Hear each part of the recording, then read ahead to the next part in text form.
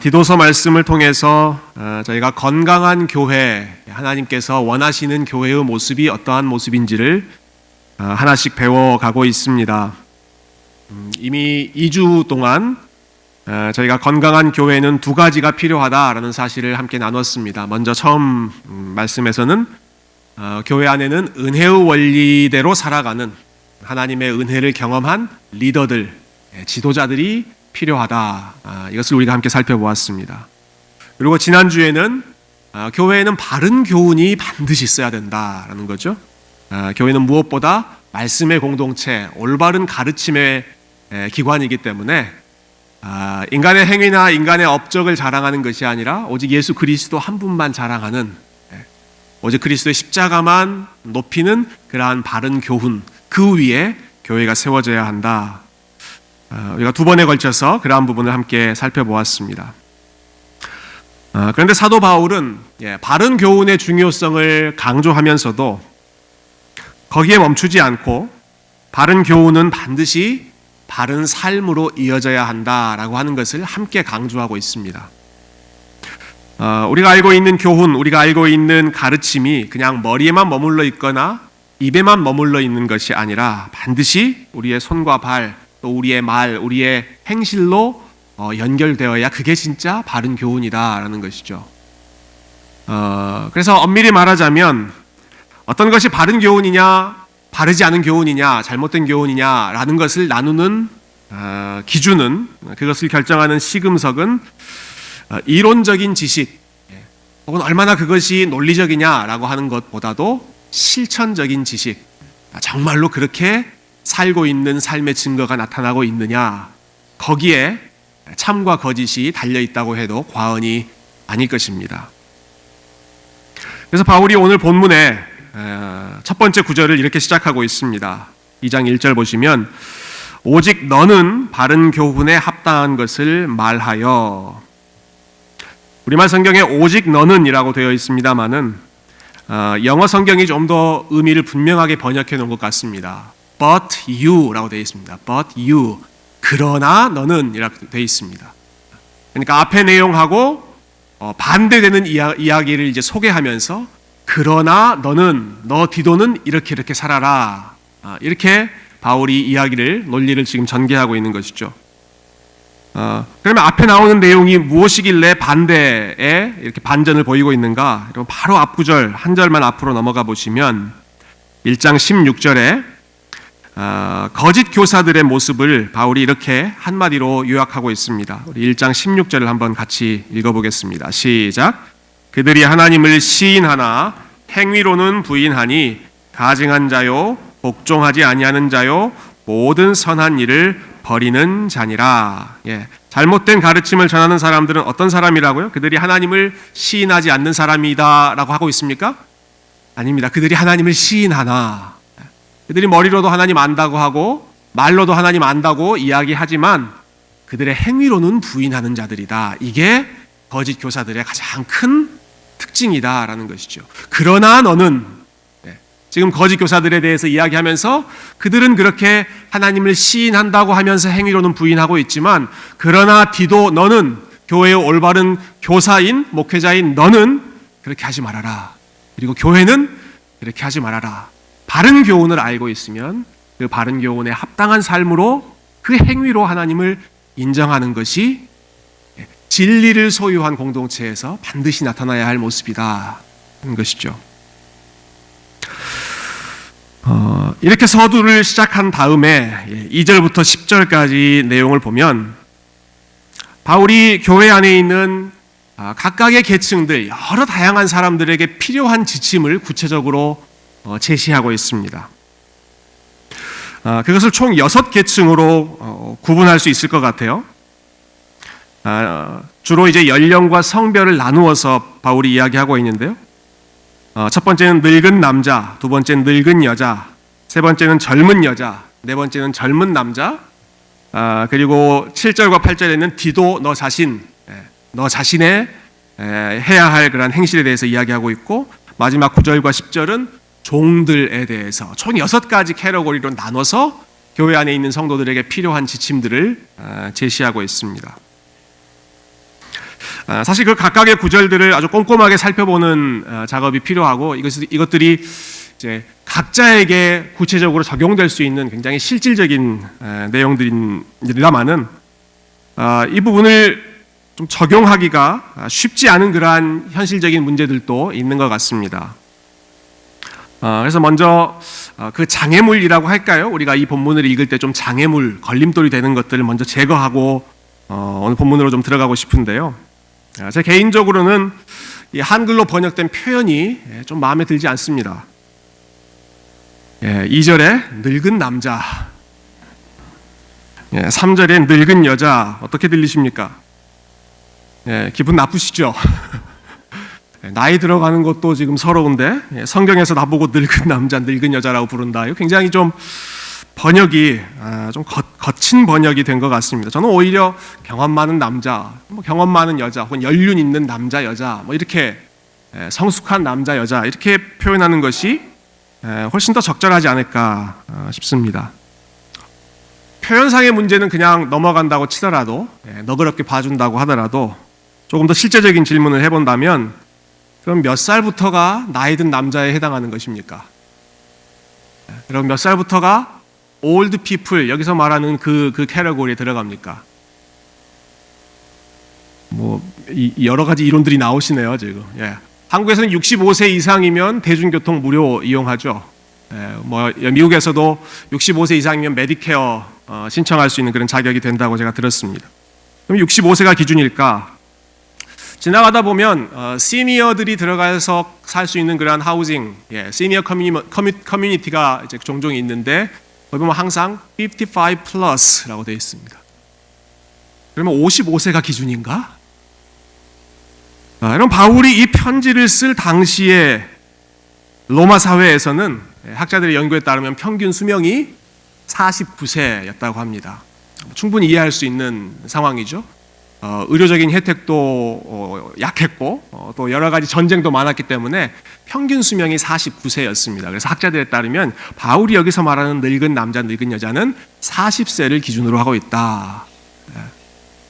굉장히 많이 위로를 받으시는 분들이 계시는 거. 그러면 40대도 지금 이게 안전하지가 않은 거죠. 나이를 구분한다는 게 참 미묘한 문제입니다. 그래서 내가 어느 그룹에 속하는가 하는 것을 정확하게 포지션하기가 쉽지가 않죠.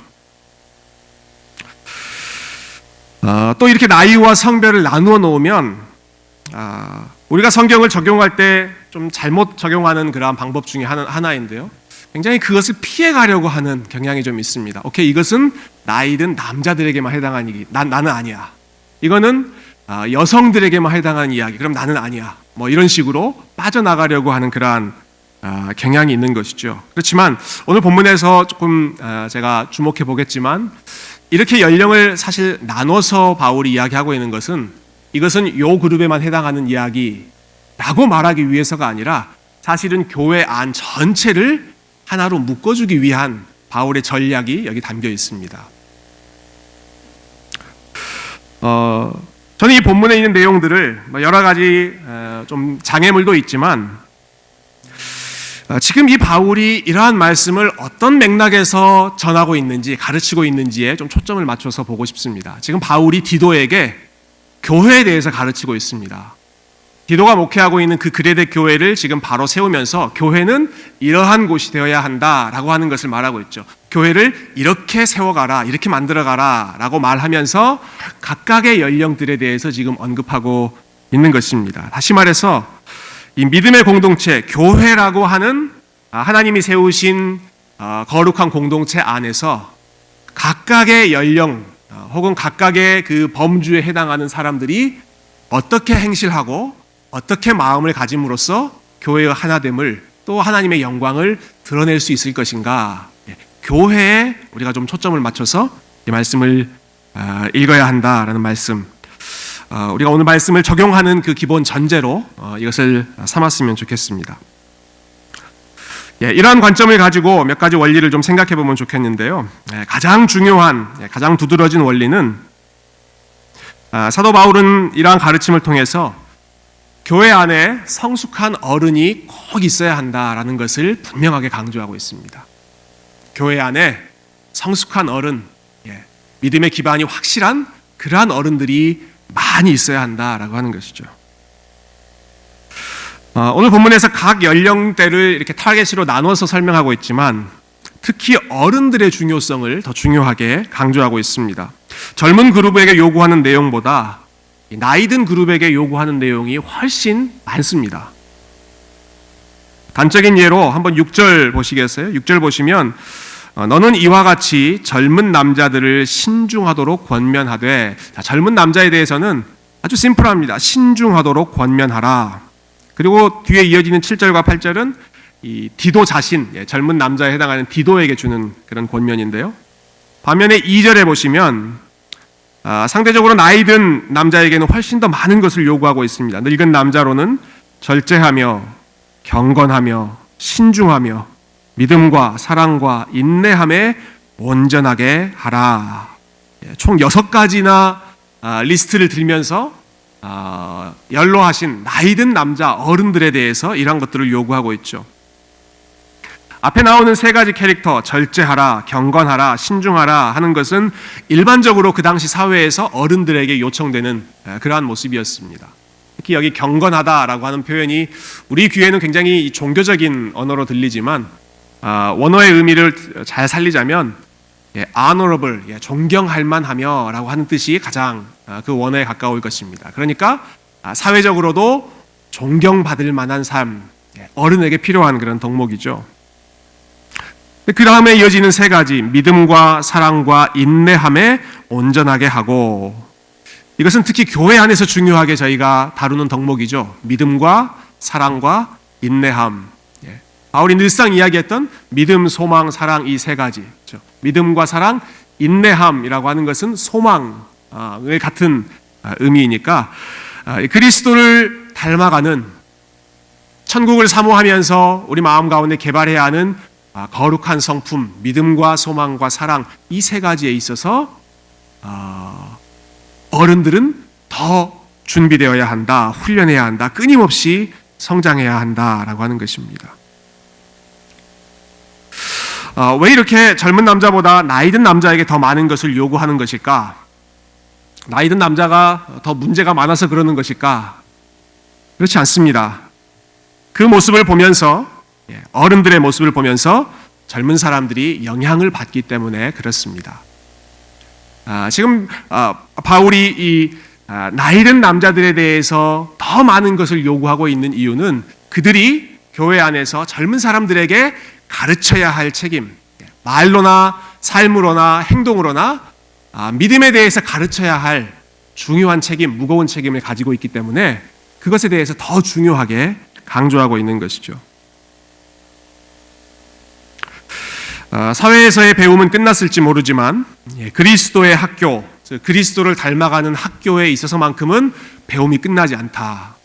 나이 드신 분이라고 하더라도 계속해서 그리스도를 닮아가는 그러한 마음을 보이면서 그렇게 끊임없이 성장하는, 또 배우는 어른들의 모습을 보며 젊은 사람들이 이렇게 신앙생활 하는 거구나, 이렇게 예수님 따라가는 거구나, 이렇게 거룩한 나그네로 살아가는 것이구나 하는 것을 직접 눈으로 보고 배우라는 것이죠.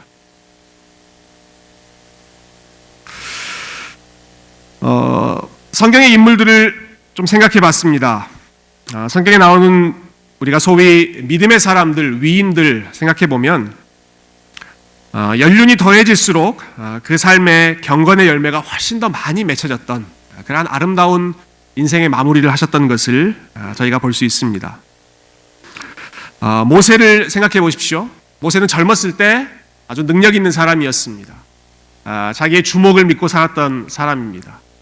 마음에 안 드는 사람을 한 방에 보내버리기도 했던 혈기왕성한 그런 사람이었습니다.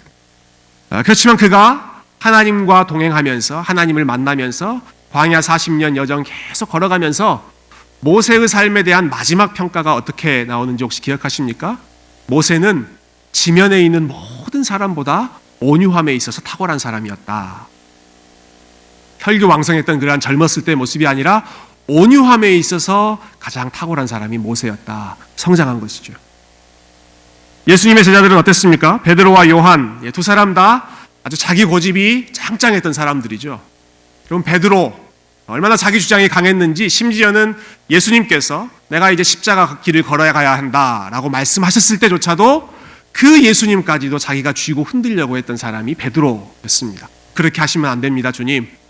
십자가로 걸어가시면 안 됩니다라고 붙잡고 책망할 정도로 자기 주장이 강했던 사람이 베드로고, 또 요한 같은 사람도 어떻습니까? 요한은 별명이 우레의 아들일 정도로 아주 혈기왕성하고 화를 많이 냈던 그런 사람이죠.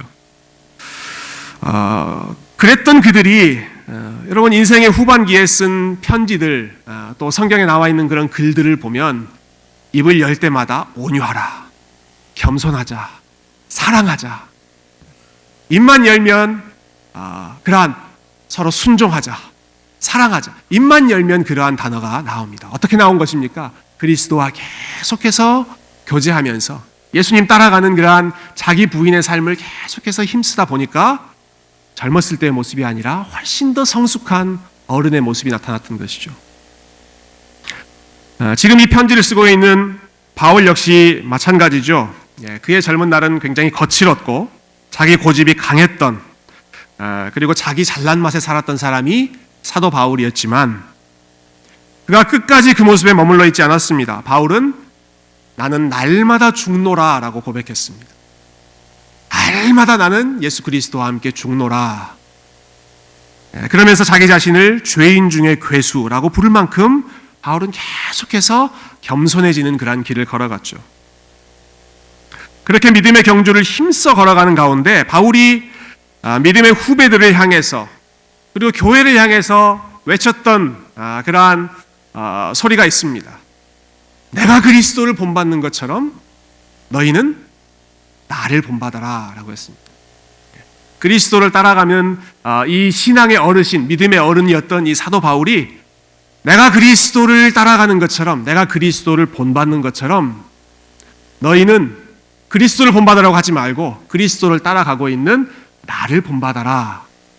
바울이 자기가 잘나서 그런 것 아닙니다. 자기는 하나님 앞에서 나는 죄인 중에 괴수입니다라고 끝까지 자기를 겸손하게 보았습니다. 그렇지만 신앙의 전수, 믿음을 배워가는 것이 하나님으로부터 직접 배우는 것이 아니라 그 믿음의 선배를 통해서 배워가는 것이기 때문에 본인이 걸어가고 있는 길, 부족하지만, 연약하지만, 여전히요 흠이 많지만 나 보고 따라와라, 나처럼 살지 말아라 라는 게 아니라 나 보고 따라와라, 나랑 같이 걸어가자, 이렇게 바울이 고백하며 믿음의 어른으로서의 역할을 감당한 것이죠.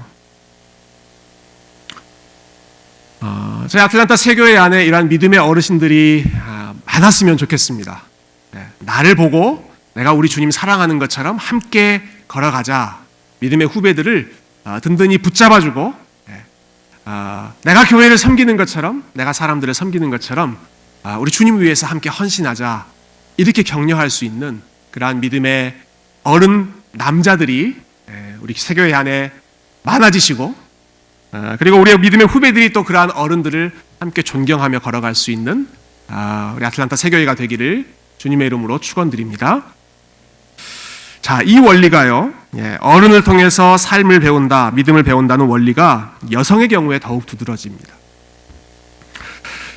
사도 바울이 나이가 많은 남성들이 갖춰야 할 덕목을 말한 후에 곧바로 여성들에게 이제 넘어가죠. 자, 3절과 4절 보시면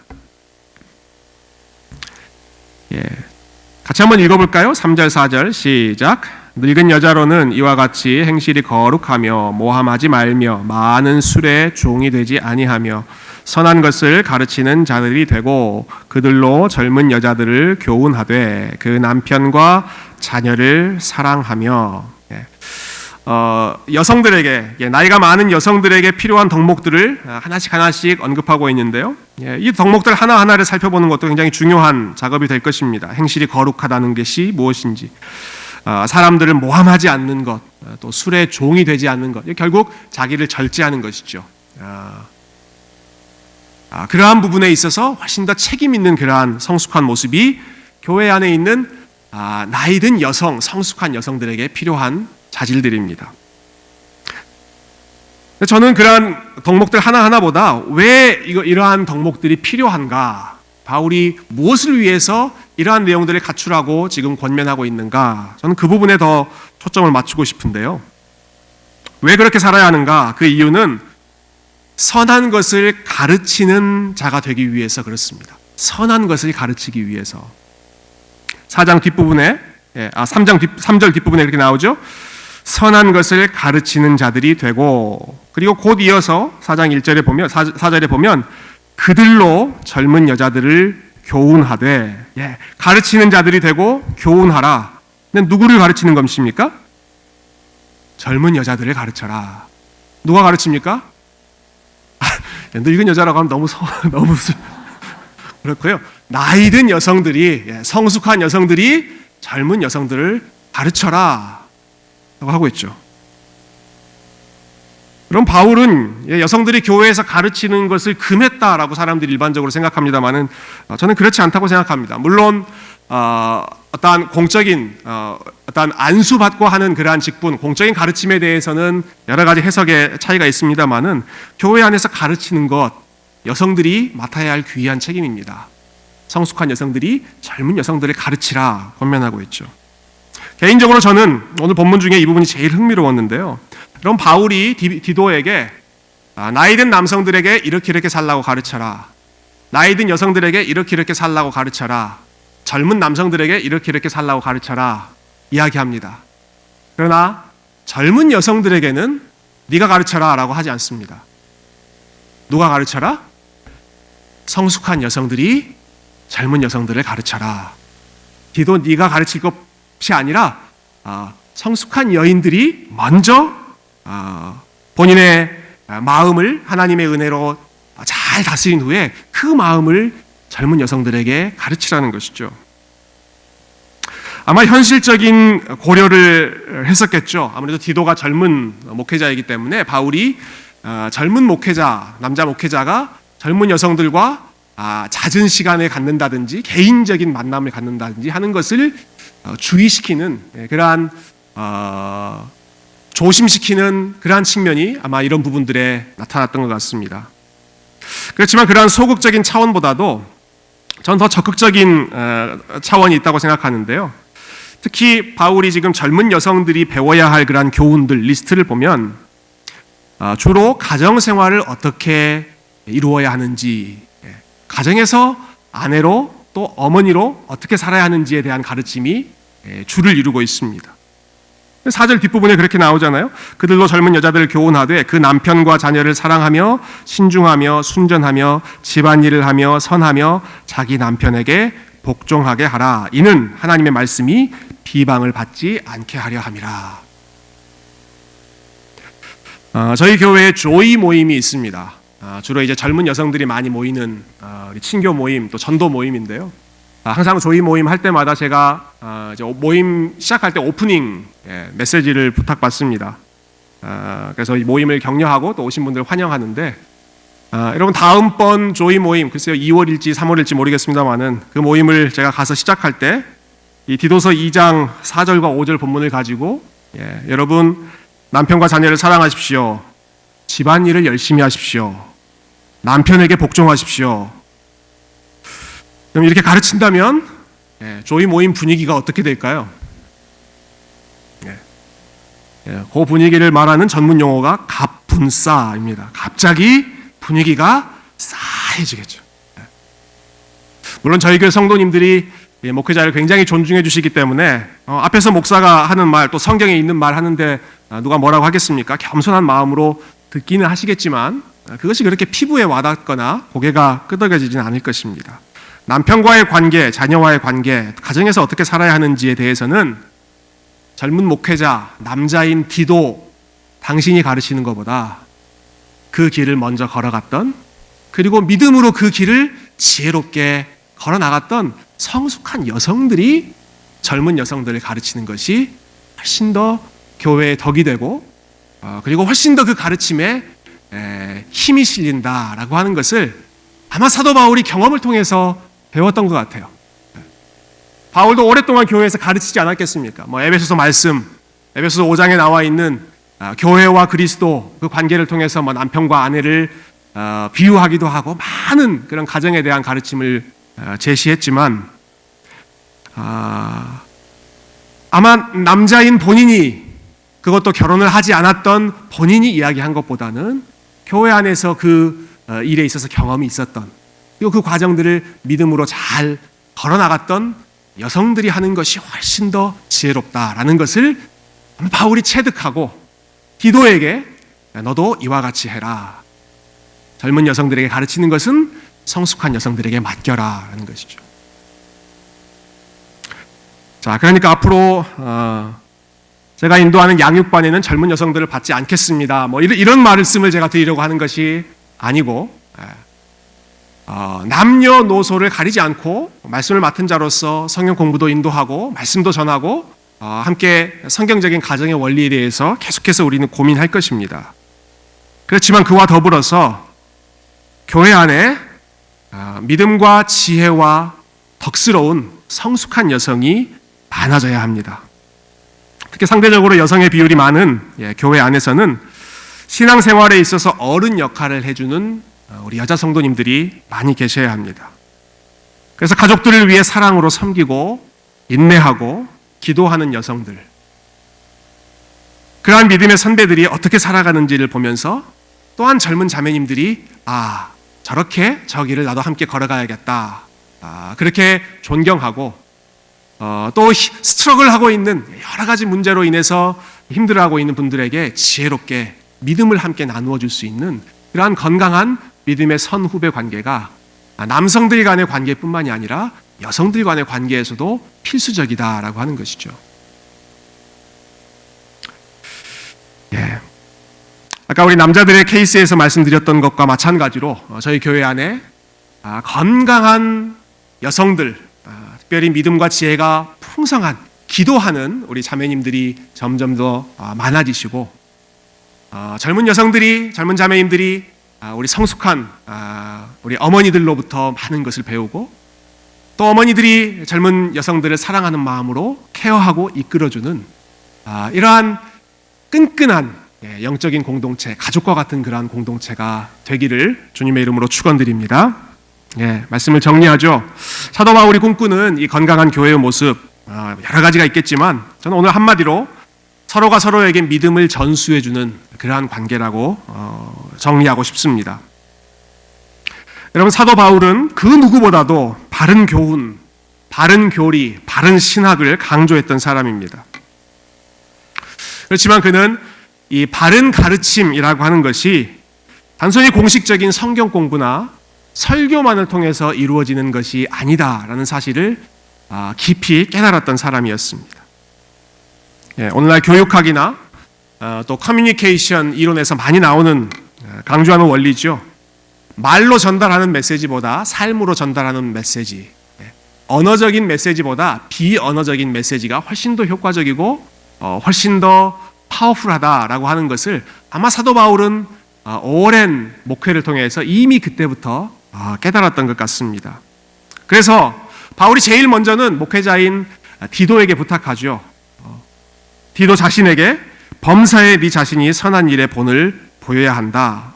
교회 안에서 가장 말을 많이 하는 위치에 있는, 말씀을 가르치는 위치에 있는 목회자들이 먼저 그 말씀대로 살아가고 말씀대로 순종하는 모습을 보여야 한다. 이것은 저나 또 우리 함께 동역하는 우리 교역자들이 항상 기억해야 할, 명심해야 할 그러한 교훈이겠죠. 그렇지만 그와 더불어서 바울은 교회 안에서 이루어지는 가르침이 단순히 성도와 목사 사이에서만 진행되는 것이 아니라 성도가 목사의 가르침, 목사의 성경 공부를 통해서만 믿음을 배우는 것이 아니라 그 믿음을 함께 걸어가고 있는 서로의 모습을 통해서 배우게 된다.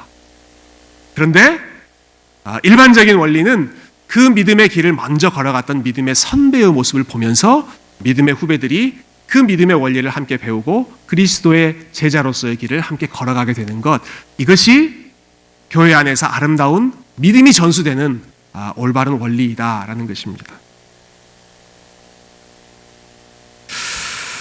아이들은 부모의 삶을 보면서 하나님이 어떤 분이신지를 배우고, 또 부모들은 그보다 더 앞서갔던 믿음의 선배들의 모습을 보면서 또 함께 배우고,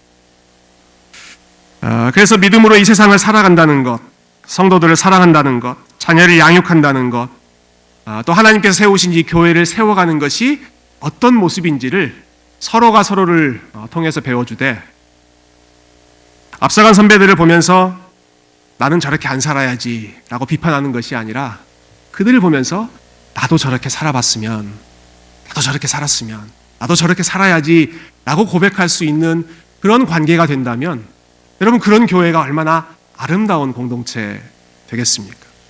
그렇게 되려면 어떻게 해야 되겠습니까? 각 사람이 그리스도를 알고 그리스도를 닮아가는 일에 최선을 다해서 노력해야 됩니다. 어느 정도 하고 그만 멈추는 것이 아니라 특별히 어른의 역할을 해야 하는 교회의 어르신들, 믿음의 선배들이 주님을 알아가고 주님을 닮아가는 일에 부단히 멈추지 않고 정진하는 모습을 보일 때, 그리고 그 경험에서 나오는 믿음의 원리, 그 삶의 구석구석에 흔적으로 남아있는 그 하나님의 은혜를 함께 나눌 때 그 모습을 존경하는 후배들이 그 길을 함께 따라갈 것이고, 그 부모의 모습을 존경하며 자녀들이 또한 하나님께 헌신하는 길에 동참할 줄로 믿습니다. 우리 아틀란타 세교회가 믿음에 나오는, 성경에 나오는 이러한 아름다운 원리처럼 믿음이 대대로 전수되고 서로가 서로에게 하나님 사랑하는 것을 가르치고 격려하고 이끌어주는 그런 아름다운 믿음의 공동체 되기를 주님의 이름으로 축원드립니다. 함께 기도하겠습니다.